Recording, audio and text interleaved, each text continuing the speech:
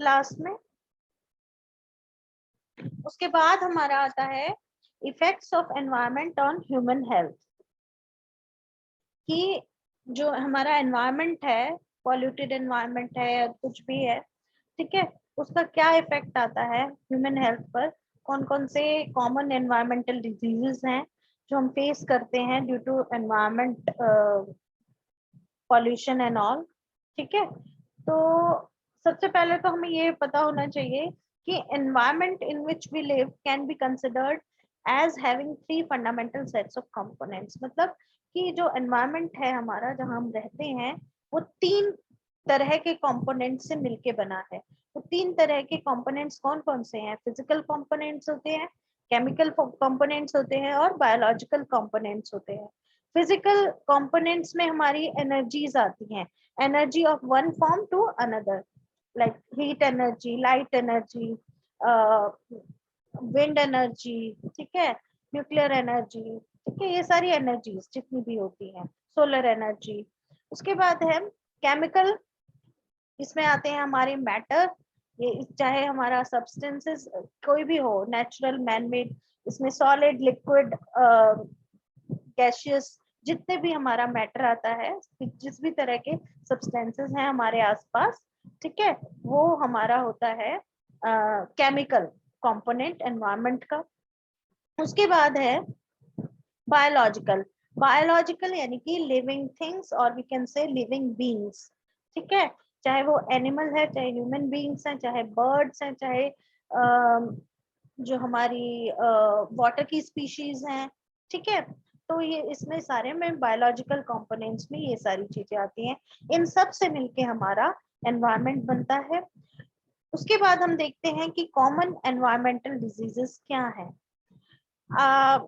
Someone from BSc first year, ये जो बच्चे अभी एंटर कर रहे हैं क्लास में, इनको बोलिए कि आई विल नॉट अलाउ, बोला गया था 20 तक एडमिट कर ले, ज्वाइन कर ले क्लास, अभी मैं किसी को अलाउ नहीं करूंगी, एब्सेंट लगेगी आज की, क्योंकि तुम्हारी आदत हो चुकी है, 10 मिनट भी बचते हैं लेक्चर के तब तुम एडमिट होते हो यहाँ पे, तो आज के लिए तो मैं नहीं अलाउ करूंगी, टाइम पे क्लास ज्वाइन किया करो, इनको बता दो।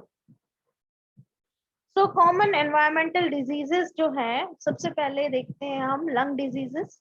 Any substance other than air that is breathed into the lungs has the potential to cause damage to these organs। जो प्योर एयर होती है I'm sorry, जो प्योर एयर होती है हमारी, उसके अलावा अगर उस एयर में कोई भी एक्स्ट्रा सब्सटेंस कुछ भी आता है जो हम सांस में अपने अंदर लेते हैं, लंग्स तक जाता है, तो वो हमारे लंग्स को डैमेज कर सकता है। For example air pollution, air में किसी भी तरह का पॉल्यूशन हो, वो सब हमारे लंग्स के लिए हार्मफुल होता है, ठीक है। इसमें it include smoke from other people cigarette, जिसको हम सेकेंड हैंड स्मोक और सेकेंडरी स्मोकिंग भी कहते हैं, and work place chemical can lead to lung diseases, ठीक है। उसके बाद है asthma, a condition in which breathing is difficult। Environmental triggers for asthma include naturally occurring triggers such as animal dander, plants, pollen, dust, mold, and man-made triggers such as chemicals, ठीक है। Dander क्या होता है?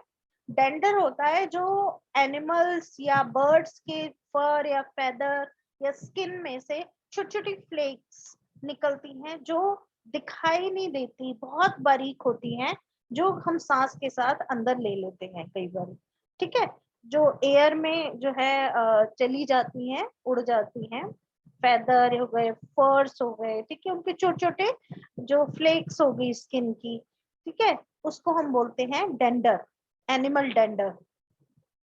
तो asthma क्या होता है? जब जब भी हमें ब्रीदिंग में डिफिकल्टी होती है किसी भी एनवायरमेंटल ट्रिगर के कारण, ठीक है, जैसे कि नेचुरली अकरिंग जो ट्रिगर्स हैं उनमें आ गए हमारे एनिमल डेंडर आ गए, प्लांट पॉलन आ गए, ठीक है, डस्ट हो गई, मोल्ड्स हो गए, मोल्ड्स एक तरह की जो है फंजाई टाइप ही होती है, ठीक है, जो मल्टी सेल्यूलर होती है। उसके बाद मैन मेड ट्रिगर्स हो गए, जैसे वेरियस केमिकल्स हो गए, ठीक है, या स्मोक हो गई, ठीक है।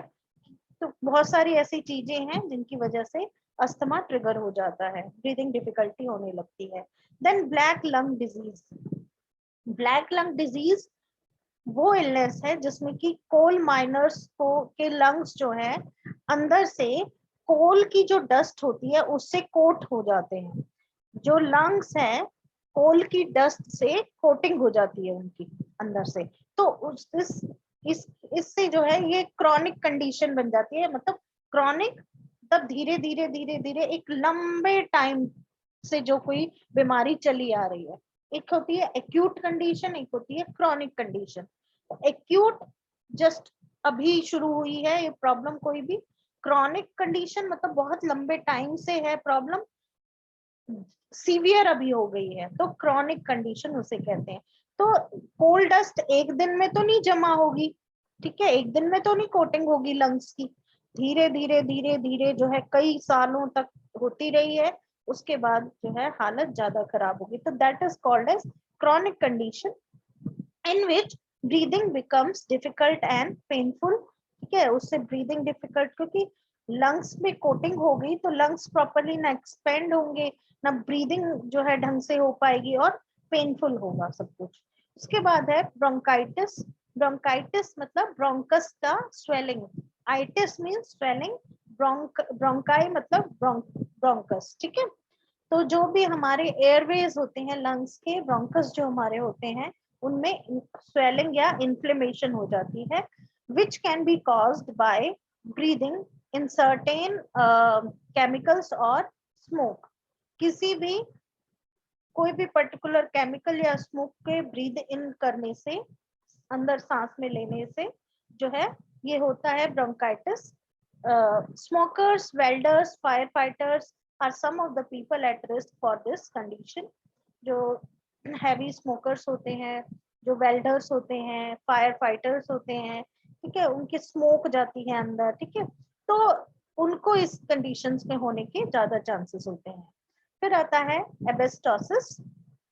एबेस्टोसिस में एबेस्टस क्या होता है? एबेस्टस एक फाइब्रस सिलिकेट मिनरल होता है जो नेचुरली रॉक्स और सॉइल में पाया जाता है।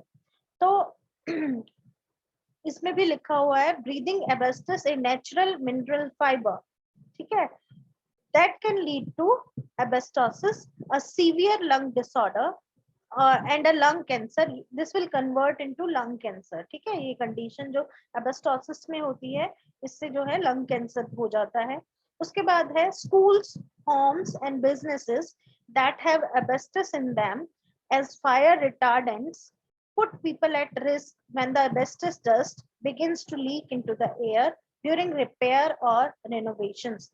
चाहे कोई स्कूल है, चाहे होम है, ठीक है, हमारे घर हैं, या बिजनेस कोई सेटअप है, या ऑफिसेज हैं, या इंडस्ट्रीज हैं, ठीक है, जहाँ पे अगर मान लीजिए कोई रिपेयर का काम हो रहा है, रिनोवेशन का काम हो रहा है, या कुछ भी ऐसी कंडीशन है जिसकी वजह से जो फायर रिटार्डेंट्स में मौजूद, जो फायर को रोकते हैं, फायर एक्सटिंग्विशर्स जो होते हैं, उनमें मौजूद एबेस्टस अगर एयर में लीक हो जाए, ठीक है, उसकी डस्ट, एबेस्टस की डस्ट अगर एयर में लीकेज हो जाए उसकी, तो जो है हमारी सांस में वो चला जाता है और उसकी वजह से एबेस्टोसिस हो सकता है, ठीक है, और this will convert into lung cancer ultimately.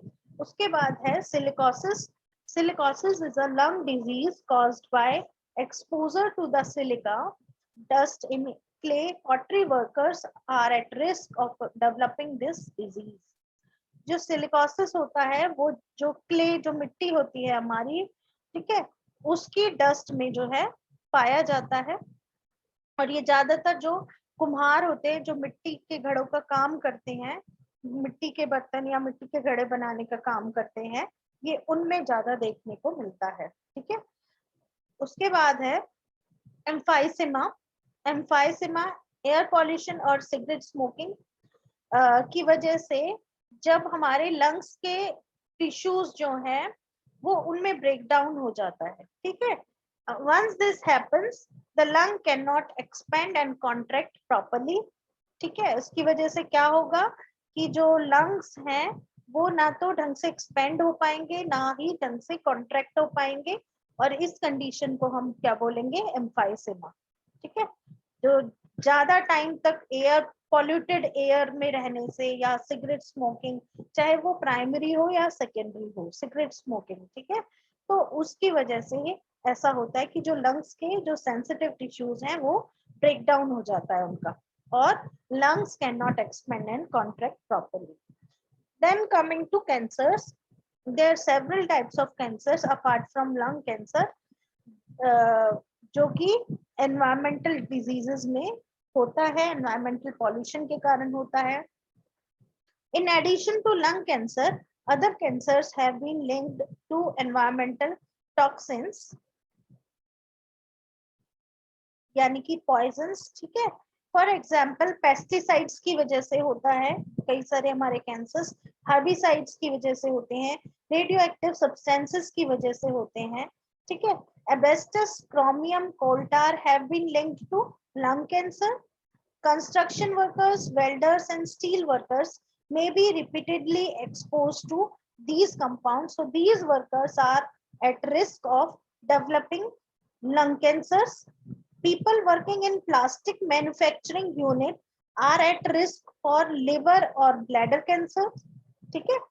People who work with radioactive substances are at increased risk for cancer caused by radiation, ठीक है। जो रेडियो टेक्नीशियंस होते हैं, रेडियो एक्टिव सब्सटेंसेस में जो काम करते हैं, उनके साथ डील करते हैं, ठीक है, ये ऐसे लोगों को रेडिएशन वाला कैंसर होने का चांसेस रहता है. प्लास्टिक मैन्युफैक्चरिंग यूनिट्स में जो काम करते हैं उनको लिवर और ब्लैडर कैंसर होने का चांसेस होता है. जो एबेस्टस, क्रोमियम, कोल टार, पेस्टिसाइड, हर्बिसाइड, ठीक है, इन सब से डील करते हैं, उनको लंग कैंसर होने के चांसेस होते हैं. उसके बाद हम देखेंगे बर्थ डिफेक्ट्स. बर्थ डिफेक्ट्स में सबसे पहले तो हम देखेंगे इनफर्टिलिटी, यानी कि जो है वो they are not able to reproduce, ठीक है, मतलब प्रेग्नेंट नहीं हो सकते, इनफर्टिलिटी उसे कहते हैं, ठीक है. तो ये मेल इनफर्टिलिटी भी होती है और इसमें फीमेल इनफर्टिलिटी भी होती है. तो infertility, miscarriage, miscarriage means spontaneous abortion of baby, ठीक है, जो है फीटस का जो है स्पॉन्टेनियस अबॉर्ट हो जाना, ठीक है, उसको कहते हैं हम मिसकैरेज. ये स्टिल बर्थ, स्टिल बर्थ मतलब मरा हुआ बच्चा पैदा होना, the baby is born dead, ठीक है, मतलब डिलीवरी हुई है बट जो बेबी है वो मरा हुआ पैदा हुआ. तो infertility, miscarriage, still birth, childhood cancer and birth defects may have links to various environmental toxins. When a pregnant woman is exposed to lead, her child has a higher than usual risk of being born with behavior and nervous system problems. अगर कोई भी pregnant lady जो है lead के साथ, lead जो होता है सीसा जो होता है हमारा, अगर उसके साथ एक्सपोज होती है तो उसका यूजुअल से हायर रिस्क होता है किस चीज का, कि उसका बच्चा जो होगा उसमें बिहेवियर या नर्वस सिस्टम प्रॉब्लम्स जो हैं वो मिलेंगी. Exposure to radiation, chemical waste, pesticide, solvents, paints, lead and methyl mercury all can cause problems in developing fetus. आपने देखा है ना बहुत सारी जो रेडिएशंस वाली जगह होती हैं वहां पे प्रेग्नेंट लेडी जो है रेस्ट्रिक्टेड होती है, वहां उनका जाना मना होता है, चाहे वो एक्सरे डिपार्टमेंट है, चाहे वो एमआरआई है, चाहे वो सीटी स्कैन है, ठीक है, या फिर कोई भी ऐसी जगह है जहाँ पे जैसे कीमोथेरेपी, जो कैंसर से रिलेटेड कीमोथेरेपी दी जाती है या रेडिएशन थेरेपी दी जाती है, ठीक है, वहां पे उनका जाना मना होता है. क्यों? क्योंकि अगर उनका एक्सपोजर जो है रेडिएशन से हो या केमिकल वेस्ट से हो या पेस्टिसाइड से हो, सॉल्वेंट से हो, पेंट से हो, लेड से हो, मिथाइल मर्क्यूरी से हो, तो उससे उसके जो फीटस है, जो डेवलपिंग फीटस है, जो बेबी है, उसको बहुत सारी जो है नर्वस सिस्टम प्रॉब्लम और बिहेवियरल प्रॉब्लम्स हो सकती हैं, जेनेटिक डिफेक्ट्स हो सकते हैं। उसके बाद है chemical poisoning. Lead is a serious environmental hazard to children in many parts of the world. ठीक है, जो लेड होता है उसके वजह से बहुत सारे जो है बच्चों को दिक्कत आती है। It affects children's mental and physical development and high doses can cause paralysis and cause death. ठीक है, फिजिकल और मेंटल डेवलपमेंट में तो प्रॉब्लम आती है, साथ में कई बार क्या होता है पैरालिसिस भी हो सकता है और डेथ भी हो सकती है। People can be expose to lead through lead paint, leaded gasoline, lead water pipes and certain ceramics. ठीक है, the metal mercury and cadmium can cause nerve damage, cancer, liver and skin diseases. ठीक है, तो ये various chemicals हैं जिनकी वजह से प्रॉब्लम्स हो सकती हैं। उसके बाद है fertility problem. Infertility can be caused by infections that come from sexual diseases, और रिप्रोडक्टिव जो है कोई डिसऑर्डर हो गया उसकी वजह से, या from exposure to chemicals on the job और elsewhere in the environment. Infertility की जो प्रॉब्लम्स हैं, when inability to reproduce a baby, उसको कहते हैं हम infertility.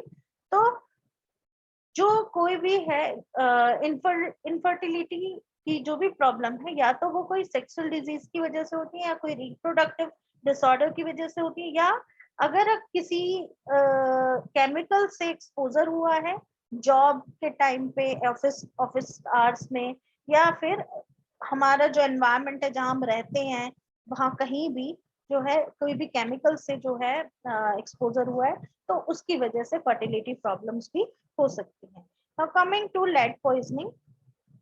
Lead poisoning sometimes infants and children will pick up and eat paint chips। जो छोटे छोटे जो है पेंट निकाल के बच्चे खा नहीं लेते हैं दीवारों से। ठीक है, तो पेंट चिप्स या अदर ऑब्जेक्ट्स जिसमें लेड हो, ठीक है, अगर वो बच्चे ने खा लिया है तो lead dust fumes and lead contaminated water can also introduce lead into the body. Lead can damage the brain, kidneys, liver and other organs.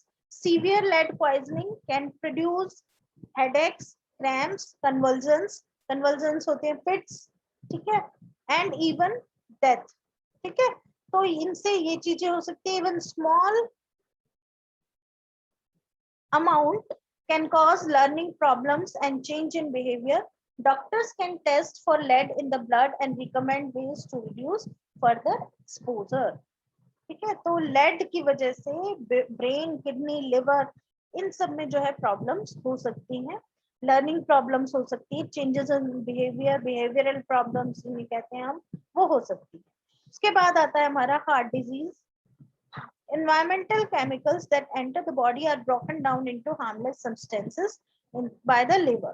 ठीक है, जो भी हम environmental chemical हमारी बॉडी में एंटर करता है वो लिवर में जाके लिवर उसको क्या करता है, हार्मलेस सब्सटेंसेस में ब्लॉक कर देता है, ब्रोकन डाउन हो जाते हैं वो। उसके बाद कुछ जो पार्टिकल्स हैं वो ऐसे पार्टिकल्स में कन्वर्ट हो जाते हैं जिनको हम फ्री रेडिकल्स कहते हैं। फ्री रेडिकल्स प्रोटीन के साथ मिलके ब्लड में फैटी डिपॉजिट्स बना लेते हैं। उन फैटी डिपॉजिट्स को हम कहते हैं प्लेक। ठीक है, प्लेक जो होते हैं ब्लड वेसल्स में, आर्टरी या वेन हो गई, ब्लड वेसल्स में को जो है क्लॉग कर देते हैं। ठीक है, तो उसको रेस्ट्रिक्ट कर देते हैं, उसमें जम जाते हैं जाके। ठीक है, तो इस ब्लॉकेज के कारण जो है ब्लड फ्लो ढंग से हो नहीं पाता है हार्ट तक, जिसके कारण हार्ट अटैक हो सकता है। उसके बाद है kidney diseases. Some chemicals found in the environment can produce kidney damage. Some non prescription drugs, बहुत सारी ऐसी ड्रग्स है जिनका साइड इफेक्ट होता है कि किडनी प्रॉब्लम्स हो जाती है, किडनी डैमेज हो जाती है उससे। ठीक है, तो बहुत सारे ऐसे केमिकल्स एनवायरनमेंट में भी मिलते हैं, और कई बार हम जो मेडिसिन लेते हैं नॉन प्रिस्क्रिप्शन मेडिसिन, उनमें भी ये चीजें होती हैं। उसके बाद है mercury poisoning. Mercury poisoning. Mercury is a silvery metal that has that is extremely poisonous. Very small amount can damage the kidneys, liver and brain. Mercury exposure usually results from eating contaminated fish. अगर mercury जो है, आपने किसी भी तरह का जो है वाटर पॉल्यूशन हुआ है, सी में किसी भी तरह मर्क्यूरी प्रेजेंट है, ठीक है, वो हम फिश ने कंज्यूम कर ली, किसी भी फॉर्म में फिश ने कंज्यूम कर ली, और वो फिश को अगर हम खा रहे हैं तो हमारे वो बॉडी में चली जाएगी mercury. So if we eat contaminated fish or other food that contains small amount of mercury compound, since the body cannot get rid of mercury, it gradually builds up into the tissues. ये क्या होगा कि हमारे body tissues में ये जो है जमा हो जाएगी. If it is not treated, mercury poisoning can eventually cause pain, numbness, weak muscles, loss of vision, paralysis and even death. ठीक है, अगर हमने इसे ट्रीट नहीं किया तो मर्करी पॉइजनिंग से क्या होगा, पेन होगा, मसल्स में नमनेस होगी, वीक मसल्स होंगी, लॉस ऑफ विजन हो सकता है, पैरालिसिस भी हो सकता है और डेथ भी हो सकती है. Now coming to nervous system disorders. So nervous system disorders में जो नर्वस सिस्टम होता है उसमें क्या क्या चीजें होती हैं, ब्रेन होता है, स्पाइनल कॉर्ड होती है और नर्व्स होती हैं. ठीक है, कमांड्स जो है मिलते हैं, ब्रेन कमांड देता है और कंट्रोल करता है हमारे थॉट्स, फीलिंग, मूवमेंट्स और बिहेवियर को. When the nerve cells damage by toxic chemicals and injury or disease, this information system breaks down. कहीं भी अगर कोई भी कम्युनिकेशन चैनल है, ब्रेन, स्पाइनल कॉर्ड और नर्व्स, ठीक है, इनमें कहीं भी अगर नर्व्स डैमेज हो जाते हैं तो ब्रेन तक सिग्नल पहुंचेगा ही नहीं. ठीक है, किसी भी कारण से डैमेज होते, चाहे टॉक्सिक केमिकल्स की वजह से, चाहे कोई इंजरी की वजह से, चाहे कोई डिजीज की वजह से नर्व सेल डैमेज हो गई, तो जो है स्पाइनल कॉर्ड से लेके ब्रेन तक तो कोई सिग्नल पहुंचेगा ही नहीं. So this information system breaks down. This can result in disorders ranging from mood changes and memory loss to blindness, paralysis and death. उसके बाद है हमारा pneumoconiosis. The harmful airborne particle include fibers from asbestos, cotton, hemp. Hemp मतलब गांजा, गांजा और नहीं, गांजा नहीं, भांग. हेम्प होता है भांग. ठीक है, तो हार्मफुल सब्सटेंस या harmful air particles, airborne particles जिसमें कि फाइबर्स होते हैं, किसके, एबेस्टस के, कॉटन के, ये हो गई आपकी भांग हो गई, हेम्प हो गई, dust from such compounds as silica की डस्ट हो गई, ग्रेफाइट की डस्ट हो गई, कोल की डस्ट हो गई, आयरन एंड क्ले, ठीक है, इनकी डस्ट हो गई. अगर ये एयरबॉर्न पार्टिकल्स में आ गए तो ये harmful airborne particle they can damage the sensitive areas of the lung, turning healthy tissue into scar tissue. ठीक है, जो लंग का जो हेल्दी टिश्यू है उसमें स्कारिंग हो जाएगी, डेथ हो जाएगी टिश्यू की, नेक्रोसिस हो जाएगी टिश्यू में. This condition is called as pneumoconiosis और ब्लैक लंग. ठीक है, chest pain and shortness of breath often progress to bronchitis, emphysema and early death. ठीक है, इसकी वजह से क्या होगा, थोड़े दिन बाद में प्रोग्रेसिंग जो पीरियड होता है, ब्रोंकाइटिस हो जाता है. पहले लंग्स जो है उसमें वो इफेक्टिव होंगे, ठीक है, उस पे इफेक्ट पड़ेगा, फिर ब्रोंकस पे पड़ेगा, देन एम्फाइसेमा होगा और अर्ली डेथ हो जाएगी. उसके बाद आता है हमारा sunburn and skin cancer. Almost everyone has stayed in the sun, ठीक है, too long and been burned. Too much sunlight can also produce the most common type of cancer, skin cancer. ठीक है, सन में अगर हम ज्यादा टाइम तक रहेंगे तो हमें स्किन कैंसर होने के चांसेस हैं. Some skin cancers, कुछ स्किन कैंसर ऐसे होते हैं जिनको हम आसानी से जो है ठीक कर सकते हैं। क्यों? क्योंकि वो सराउंडिंग टिश्यू में पेनिट्रेट नहीं करते या स्प्रेड नहीं होते, नीचे जो है स्किन के अलावा वो नीचे पेनिट्रेट नहीं होते। कुछ कैंसर ऐसे होते हैं, ठीक है, लेकिन कुछ कैंसर ऐसे भी होते हैं जो बहुत डेंजरस होते हैं, जो नीचे हमारे अदर बॉडी पार्ट्स में, अदर बॉडी टिश्यूज में पेनिट्रेट कर जाते हैं या स्प्रेड कर जाते हैं, जैसे मेलानोमा हो गया, ठीक है, तो वो ठीक करने मुश्किल होते हैं। उसके बाद है विजन प्रॉब्लम्स। कई बारी जो है एनवायरमेंटल टॉक्सिन्स की वजह से विजन प्रॉब्लम्स भी होती हैं। Gases found in polluted air can irritate the eyes and produce a burning sensation. Tiny particles from smoke can also cause redness and itching of the eyes. Airborne organisms like molds and fungus. Molds और fungus में एक difference है। Moulds होते हैं multi cellular, fungus होती है unicellular और single celled. Fungus का एग्जाम्पल है यीस्ट हो गई हमारी जैसे, ठीक है, और जो आपका ये क्या कहते हैं, मोल्ड्स का एग्जाम्पल है हाइफी, ठीक है, हाइफी मोल्ड्स का एग्जाम्पल है। फंगस सिंगल सेल्ड है या यूनिसेल्यूलर है, उसका एग्जाम्पल है यीस्ट। तो एयरबॉर्न ऑर्गेनिजम्स कुछ होते हैं जैसे मोल्ड्स हो गए, फंगस हो गए, that can cause the infections of eyes and eyelids. Too much exposure to the sun rays can eventually produce a clouding of the lens. धुंधला धुंधला दिखाई देने लगता है, तो वो कैटरेक्ट कॉज कर देता है। कई बार जो सनरेज होती हैं, ज्यादा एक्सपोजर हुआ तो कैटरेक्ट हो जाता है। उसके बाद है waterborne diseases. Water containing heavy metals like lead and mercury can produce severe organ damage. Some chemicals can interfere with the development of organs and tissues, causing birth defects.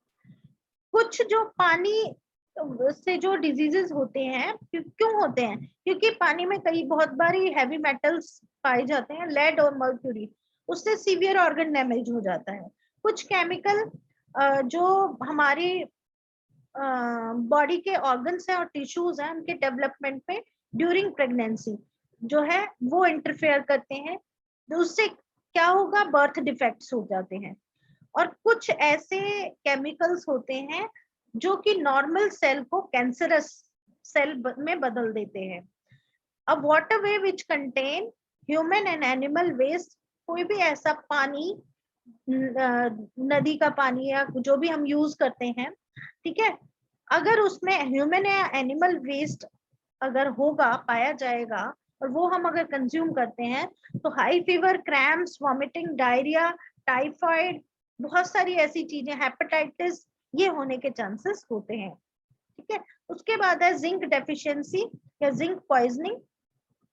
Zinc एक ऐसा mineral है जिसकी बहुत ज्यादा जरूरत होती है body की प्रॉपर फंक्शनिंग के लिए। रेयर केसेस में अगर जिंक जो है ज्यादा हो गया, जिंक पॉइजनिंग हो गई, तो कहाँ किसके थ्रू हो सकती है? वो किसी फूड या वाटर के थ्रू हो सकती है। हाउएवर जो बहुत सारे लोग हैं, अगर लार्ज क्वांटिटी में भी जिंक लेते हैं, तो उनपे कई बार बहुत ज्यादा हार्मफुल इफेक्ट नहीं आता है।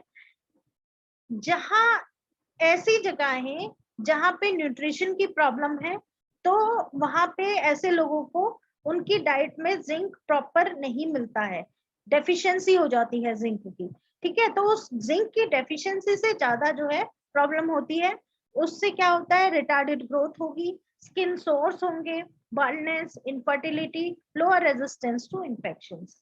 तो ये सारे जिंक डेफिशिएंसी के जो है इफेक्ट्स होते हैं। Any query?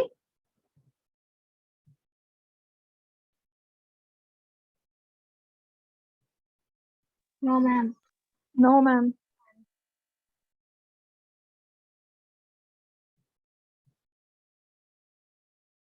एक मिनट ऐसे ही रहना, मैं जरा स्क्रीनशॉट ले लूं।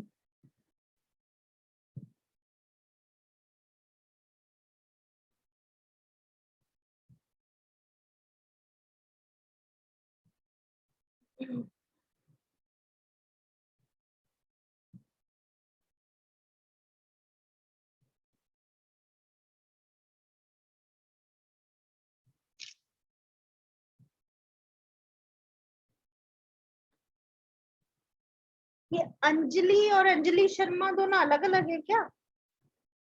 Yes ma'am. Yes ma'am.